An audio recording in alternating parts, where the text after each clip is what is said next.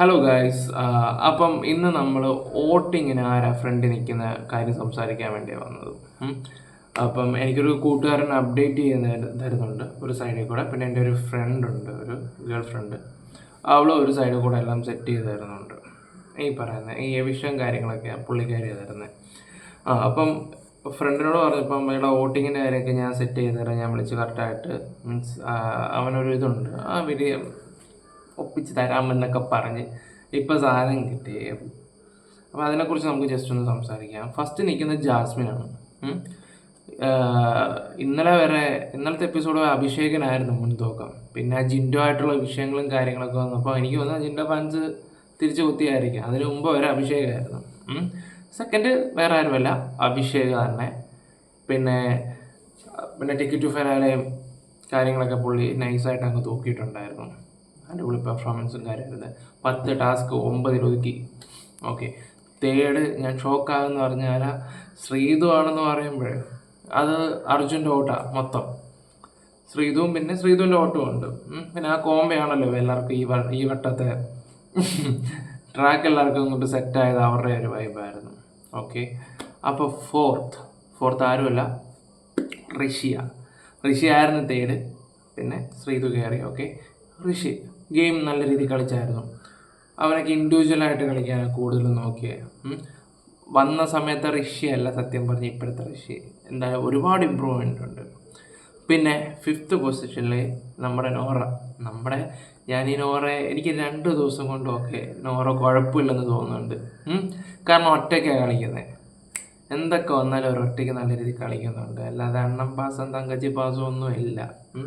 അപ്പോൾ ഇതൊക്കെ കാണിച്ചു കൂട്ടുന്ന ടീംസ് ഏറ്റവും ലാസ്റ്റാണ്.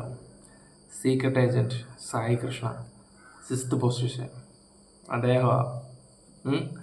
അപ്പം ഡബിൾ വിഷൻ ആണെങ്കിൽ 7th പൊസിഷനിൽ ഇരിക്കുന്ന പെങ്ങളൂട്ടി ഉൾപ്പെടെ ആയിരിക്കും പോകുന്നത്. അപ്പം 6ാം സ്ഥാനത്ത് സായി ഡബിൾ വിഷൻ ആണെങ്കിൽ ഉറപ്പാണ്. സായി നന്ദന ഉറപ്പായിട്ടും പോകും. ഈ ബിഗ് ബോസ് സീസൺ 6 ഏറ്റവും കൂടുതൽ പ്രതിഫലം പൈസ അത് അവിടെ നിന്ന് മേടിച്ച് സായി കൃഷ്ണയാണ്. സായി കൃഷ്ണ സീക്രട്ട് ഏജൻറ്റ് അദ്ദേഹം പോവും. അഥവാ പോയില്ലെങ്കിൽ നോടെ വിലയാണാവും. ഇനി അണ്ണന്മാർ അറിയത്തില്ല, അവർ അങ്ങനെ കോട്ടിങ്ങിന് ഇങ്ങനെയുള്ള കാര്യങ്ങളൊന്നും ഇല്ലെന്നാണ് അറിയുന്നത്. ചതിക്കായിരുന്നാൽ മതി.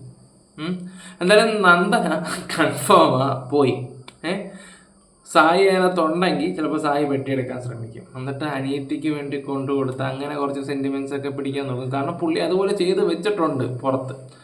അതിനു വേണ്ടി അത് എല്ലാം ഊരി നന്മമരം കളിക്കാൻ വേണ്ടി ഇവിടെ വന്നിട്ട് ഒരു TV ഷോയിൽ വന്നിട്ട് ഇതൊക്കെ കാണിച്ച് ഗെയിമിനെ ഗെയിമായിട്ട് എടുക്കാതെ എല്ലാവർക്കും വിട്ടുകൊടുക്കുന്ന നന്മമരം. പക്ഷെ ജിൻഡോ വരുമ്പോൾ ഞാൻ ഗെയിം എടുക്കും. അങ്ങനെ അതെന്തെങ്കിലും ആട്ടോ. ഓക്കെ ഗൈസ്, അപ്പം ഇതാണ് വോട്ടിങ്ങിൻ്റെ. അപ്പം first Jasmine, second Abhishek, third Sreethu, 4th Rishi, 5th Nora, 6th നമ്മുടെ സായി അണ്ണൻ കണ്ണൻകുട്ടൻ, 7th